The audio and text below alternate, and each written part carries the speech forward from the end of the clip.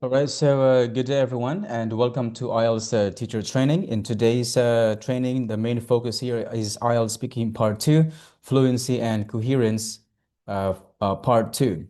In part one, before that, again, this is our IELTS teacher training course track, and we are still here in IELTS speaking knowledge acquisition. So again, in today's main focus for the training is IELTS speaking part two, fluency and coherence, describe and give reasons. Now, if you missed the last session, so in the previous session we talked about fluency and coherence, focusing mainly on process and steps, or focusing mainly on the first two types of questions, which are process and steps, and describing sequence of events. And today's main focus is the type of question which is to describe and give reasons. Okay, so here's the main criteria for to getting a band 7 for IELTS speaking part 2. So for FC, we have here understand the question, speak at length, and logical and relevant. For vocab, we have here paraphrasing, use of descriptive words and topic vocabulary. For grammar, we have here the use of complex sentences, and for pronunciation, it must be clear and can be understood. Now, for fluency and coherence, for understanding the question, this means that the candidate must understand the three question types. And again, in the previous meeting, we have discussed the first two types of questions, which are describing steps and process and describing sequence of events. And today, we're going to track here the third type of question, which is describe and give reasons. Now, for speaking at length, the candidate must observe here or must follow here a certain structure for speaking. So that means the candidate must have an effective opening, points and conclusion, and the use of complex sentences as well. For logical and relevant, it is necessary for the candidate to take down notes prior to speaking, and then the use of accurate cohesive devices and the use of complex sentences. Now, the main focus in today's session is describe and give reasons. This is the third type of question. Now, in this type of question, just like the first two other types of questions, you will be asked topics about places, things, events, or people. Now, what is the difference? What is the main difference of these three types of questions? Now, in the previous meeting, we have discussed that in type of question, process, and steps, the main transition words that we're going to use here is to those transition words that describe steps or process. For a sequence of events, the main transition words that we're going to use here are those transition words that describe the sequence of the story.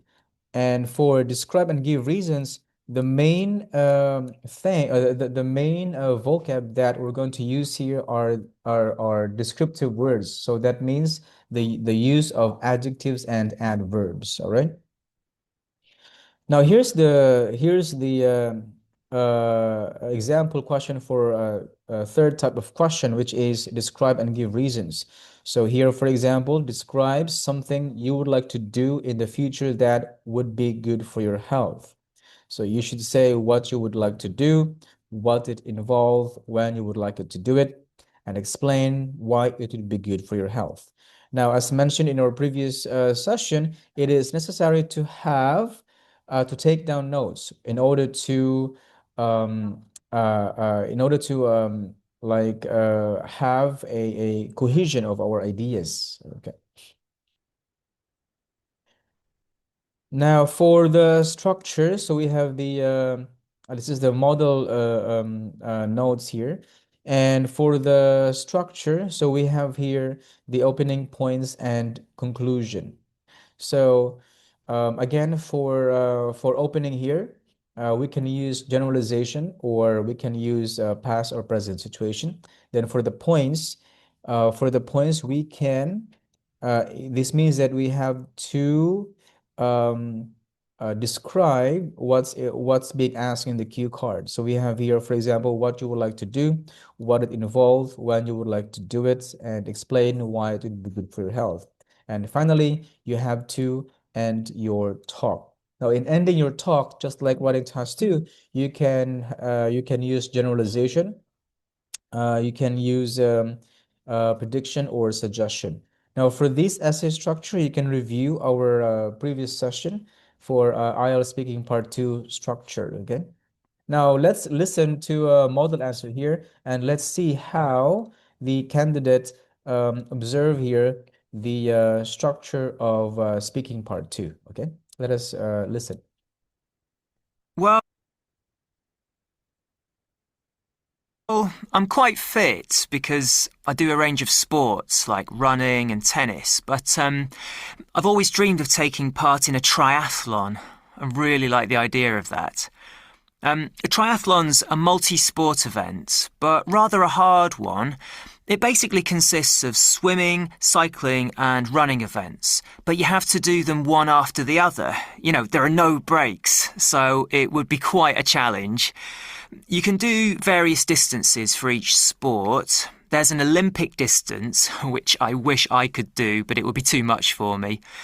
However, I think I'm likely to finish if I choose a shorter course.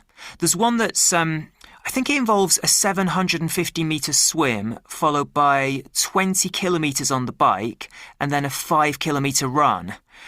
As for when I'd take part in it, I'm not sure. Looking ahead, I don't expect I'll be able to tackle it until my academic year's ended. That means I'd be thinking in terms of maybe doing it in a year's time. That would be realistic because I'd need time to train and really get into shape. It's not something that I could do in a hurry. Obviously, it would be a really healthy thing to do because it would force me to get even fitter than I am now. Plus, I'd have to eat well during the training period and get plenty of sleep and that sort of thing. Yeah, I'm actually looking forward to doing a triathlon. I'd really like to do it sometime soon, and I just hope I'll be successful at it. Have you always tried to do things that are healthy? Oh, yes. Well, probably. I think I've enjoyed doing sport and exercise since I was a child. And I also try to eat well and get plenty. Okay, so for the last part, as you can see, that is a follow-up question. So for every speaking part two, the examiner will always have to ask the candidate a follow-up question. All right. So again, as we have just listened to the model answer here, the candidate here observes clear and brief what is this introduction or opening. Then the points are clearly described and conclusion. So as you can see here, if you check the difference between the previous last two types of questions and today, in this type of question, the candidate here uses clear adjectives and adverbs. Again, so we have here, for example, hard, quiet, likely, shorter, various, realistic, healthy, fitter, and so on. Now we have here another model answer here. Again, in this third type of question, so the main vocab that we're going to use here is the use of clear descriptive words or the use of adjectives and adverbs, okay? Now here's a model answer here. This is the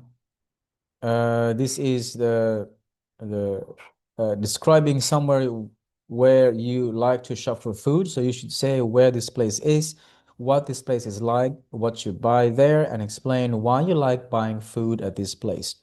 So here's the example notes here. So again, the purpose for note taking is to keep coherent ideas, to keep our ideas coherent or logical, all right? And as you can see here in this model answer, as I have mentioned earlier, that the main vocabulary here is the accurate use of adjectives and adverbs. So if as we notice, we have here several clear adjectives. For example, local market, organic food, it's fantastic, fresh, pedestrian, busy district opposite the station, convenient, crowded, popular place, large number, healthiest, little old lady, quickly, great, etc. So let's listen to the model answer and let's see how the candidate opens the speaking part too, and how she ended also her talk. Now, I'm going to give you a topic, and I'd like you to talk about it for 1 to 2 minutes. Before you talk, you'll have 1 minute to think about what you're going to say. You can make some notes if you wish. Do you understand? Uh-huh. Here's a paper and pencil for making notes, and here's your topic. I'd like you to talk about somewhere you go to shop for food. Well, I'm going to talk about where I shop for food. Um, like most people, I have to go shopping for food quite frequently. I live with a couple of other women and we're students, so we can't afford to eat in restaurants very often. We're all healthy eaters, but I really like going to the local market because I like organic food, and everything you get there is fantastic. It's so fresh. So let me tell you where it is. It's in this street near my home. It's a pedestrian street. You know, there are no cars. It's right in the middle of a busy district. It's opposite the station, so it's very convenient. Yeah, and what's it like? Well, it's usually pretty crowded. It's quite a popular place. There's a large number of stalls that sell food, and some shops too. I've been going there for quite a while, so I know where the healthiest food is. I usually buy things like fruit and vegetables, also meat and cheese and fish. I've got a favorite stall. It's run by a little old lady, and any of the fruit she sells is great. She weighs everything very quickly, and you can't bargain with her, but the price is always reasonable. As I've mentioned, I like it because the food tastes good, but also it's a very sociable place. People do stop and talk to each other. In fact, it's very noisy. Yeah, all in all, I like it because it's a great place to go. It's a colorful experience. Okay, so as you can see here, as I've mentioned, as I've always mentioned, that you can give your opening. First of all, you can talk about past situation, present situation, or generalization. All right. So as you can see here, the opening that she uses is present situation. So she said that I live with a couple of other women and we're students, so we can't afford to eat in restaurants very often. Okay. Like most people, I have to go shopping for food quite frequently. This type of opening is a generalization. Like most people, I have to go shopping for food quite frequently. I live with a couple of other women and we're students, so we can't afford to eat in restaurants very often. So that type of opening is the present situation. All right. And for conclusion here, we can use again generalization, prediction, or suggestion. So in here, yeah, in all, I like it because it's a great place to go. It's a colorful experience. So she's basically giving a summary of her points here. She's giving the summary of her points here. So that's a generalization or summary of the points. Okay. And unlike the previous example here, so we can study here the opening. So the type of opening here is also describing the present situation. And for the conclusion here, I'm looking forward to doing a triathlon. This is a prediction, and I just hope I'll be successful at it. Okay, so that's future or prediction. Okay. So that's how we make, all right, or that's how we use or make or open our talk and end our talk. All right. So again, for band 7 for IELTS speaking, so the first thing the candidate must pay attention to is he or she must understand the question or type of question, speaks at length. So for speaking at length here again, the candidate has to have the speaking structure, all right, and use of complex sentences. Now, for logical and relevant, the when the candidate understand that type of question, it's much easier for them to think of accurate transition words or cohesive devices or accurate vocabulary to be used in their talk. All right. Now, for vocabulary, we have discussed also earlier that there are three main things the candidate has to pay attention to. The first one is paraphrasing. The second one is use of descriptive words. And the third one is the use of topic vocabulary. All right.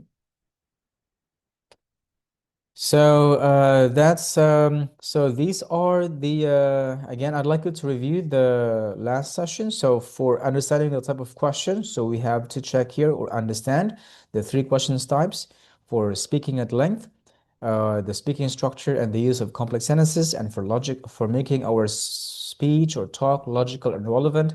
First of all, we must do note taking, and when the candidate understand the types of questions, it is much easier for them to use appropriate cohesive devices to make their talk logical. Okay. Now, just a quick review for vocabulary. So we have here for paraphrasing, that means synonyms and changing the word function. Descriptive words, these are adjectives and adverbs. And for topic vocabulary, right? So these are the vocabulary that we're going to talk about, we're going to use to describe, for example, places, things, all right, events, and or people. Okay, that's it. Okay, so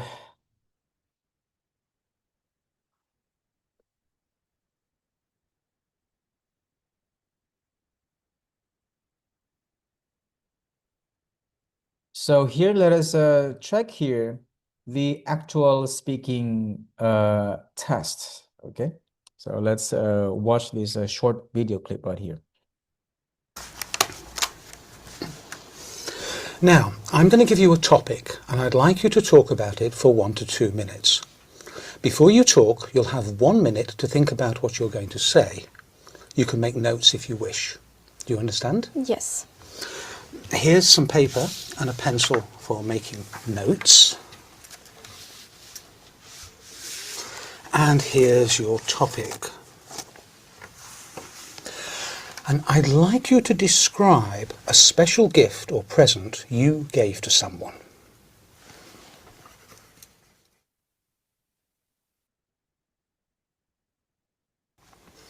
All right. Remember, you have 1 to 2 minutes for this, so don't worry if I stop you. I'll tell you when the time is up. Can you start speaking now, please? Okay. The special gift actually I gave to my mother, and it was a necklace in the Mother Day.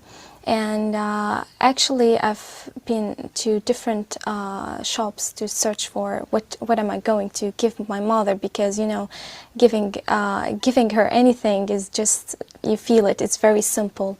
But I looked for different shops, and I then decided to take a very lovely necklace, and it wasn't that much expensive because I was I had the money for it. So, and I asked the salesman to wrap it for me in a very colored papers, and I just tried to put the red tie on it, and then I hide it in my. I didn't tell her about it till the party, because we usually make a party for my mother in the Mother Day, so I didn't tell her about it till at the party. And when I gave it to her, she was really happy very much, and she was almost in tears because she really liked it. And she told me, no matter how simple it is, since you think about giving me anything, so that's really great.